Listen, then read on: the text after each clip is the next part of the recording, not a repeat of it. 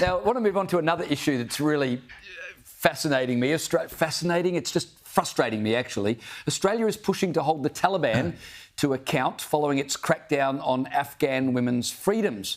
Penny Wong announced that Australia will join Canada, Germany and the Netherlands in spearheading a challenge to the Taliban under an international convention on eliminating discrimination against women. Gary, I want to ask you, is this pure virtue signalling? I mean, do we really think the Taliban are up late at night worrying about international conventions, let alone the opinions of Penny Wong?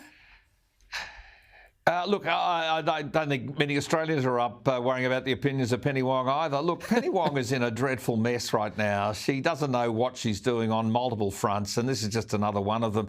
Look, let's not forget that if it hadn't been for the hapless withdrawal out of Afghanistan, the Taliban would not be having the sort of power they've got right now. Joe Biden should be joined in any of this legal action, frankly, for the way in which he administered that departure. The Taliban are doing dreadful things to women in Afghanistan every day. Women and girls have gone backwards in Afghanistan every day. So I understand the point about it. But the international left are all into this big distraction thing. You know, they're giving comfort to Hezbollah at the moment. They're saying, Israel, you know, withdraw, have your ceasefire and all this sort of stuff, just when they've got the foot literally on the throats of these bad buggers. And they're being financed again by Iran, another Joe Biden disaster. I mean, James, everywhere you turn, the left are trying to distract us, divide us and create this stuff.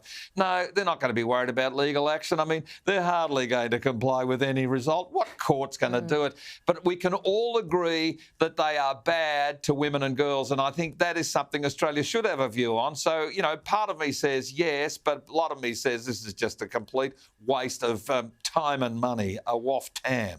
I mean, Gary, I agree with you. Australia should have a strong view on the rights of women. But what I can't get my head around, Amanda, is, of course, this government is very worried about the rights of women in far-off Afghanistan. Meanwhile, here in Australia, they're struggling to define what a woman actually is and to protect the integrity of women's spaces and women's sports. Which is more important right now for people in Australia? Well, it's true that we need to be focusing on our own backyard. And Penny Wong did mention that she didn't like the fact that girls were being denied education. We have women being denied education and financial independence in domestic violence situations everywhere in this country. And their perpetrators, they go to court, they get let off on bail, and they're repeat offenders. So if we're going to worry about the safety of girls and women, let's worry about them here, and let's make sure they're protected in their own homes and in our own country before we worry about others. Great point. Great point.